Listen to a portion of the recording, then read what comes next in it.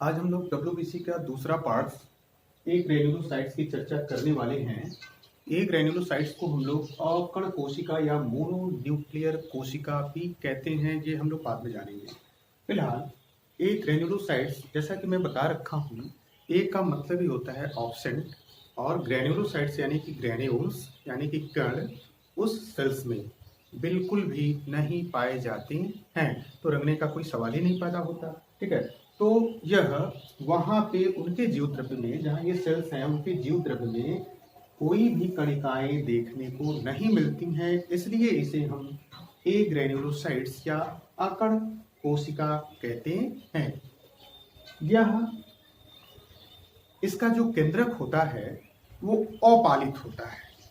अपालित का मतलब होता है बिना लोब का, यानी कि जैसे हम लोग ग्रेन्युलोसाइट्स में लोब युक्त केंद्रक को देख रहे थे, यहाँ पे कोई भी केंद्रक की स्थिति लोब यानी कि लोब में नहीं दिखती है। मतलब हम लोग देख सकते हैं, जैसे मान लेते मैं यहाँ इसको बना रहा हूँ, ये है हमारा,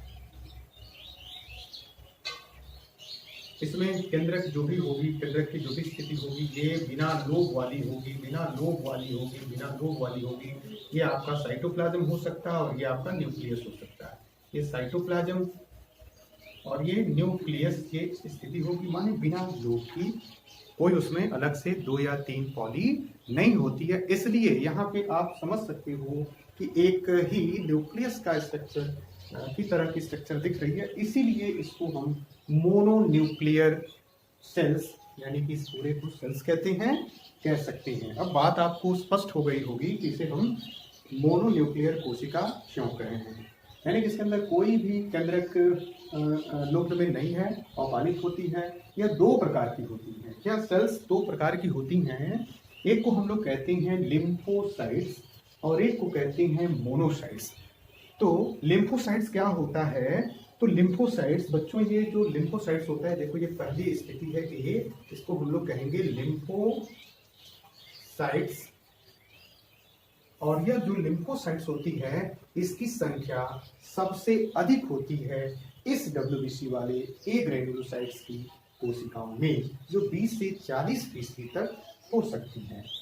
इसमें यह सबसे छोटा डब्ल्यूबीसी होता है, मतलब यह ए ग्रेन्युलोसाइट में सबसे छोटा यह डब्ल्यूबीसी होता है, जिसका व्यास 6 से 15 माइक्रोन के आसपास होगा, और इसका जो केंद्रक होगा वो बड़ा होगा। बड़ा जैसे कि ये मैंने दिखा रखा है, ये बड़ा होगा, गोल भी हो सकता है, देखो ये गोल है, या दांतेदार स्थिति में हो सकता है। ये साइटोप्लाज्म, ये जो लिक्विड्स होते हैं इसके अंदर, ये साइटोप्लाज्म की है और ये न्यूक्लियस है। ठीक है, अब ये करता क्या है, तो बच्चों ये लिम्फोसाइट्स हमारी बॉडी के अंदर एंटीबॉडी बनाता है। एंटीबॉडी क्या होती है, तो एंटीबॉडी हमारे ब्लड के अंदर प्लाज्मा के भीतर पाया जाने वाला एक भाग होता है। ठीक है ना, जब हम लोग आगे पढ़ेंगे रुधिर वर्ग, तो उसमें इस चीज की चर्चा होगी कि कोई भी चीज जो हमारे बॉडी में एंट्री करती है, ठीक है ना,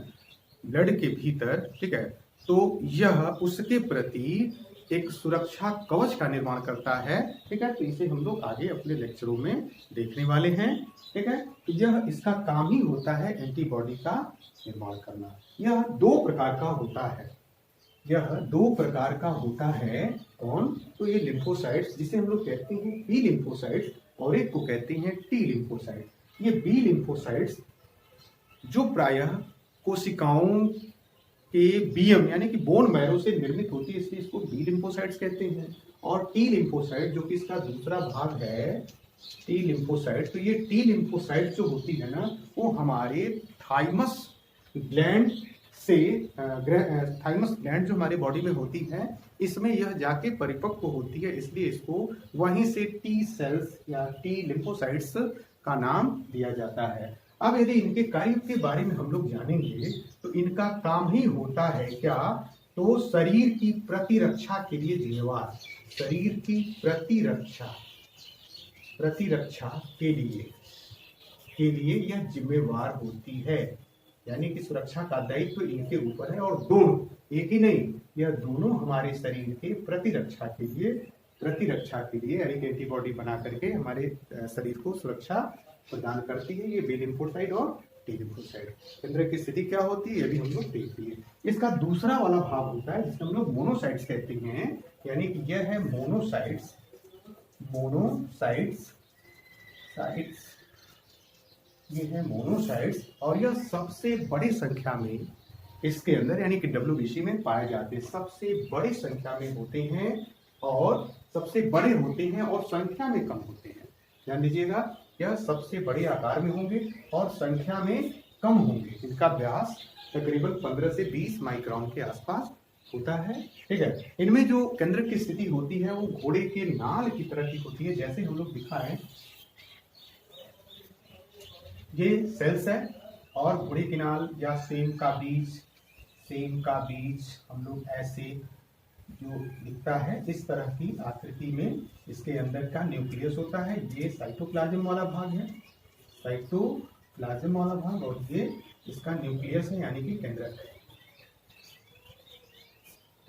ठीक है, ये सेम के आकार का दिखता है। ठीक है, इसमें कैसा दिखता था, इसमें गोल दिखता था, हम लोगों ने गोल की चर्चा किया।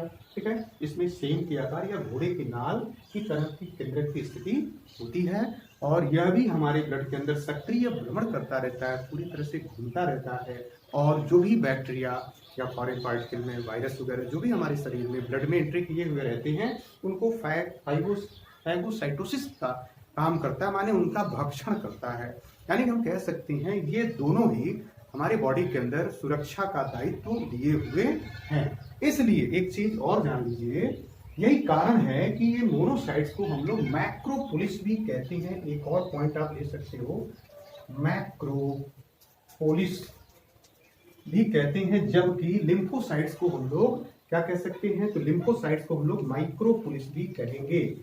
माइक्रोपोलिस, तो ये याद रखना है कि हम लिम्फोसाइट्स को माइक्रोपोलिस भी कहते हैं, क्योंकि इसका भी दायित्व वही है, माइन्यूट चीजों को ढूंढ के नष्ट करती है।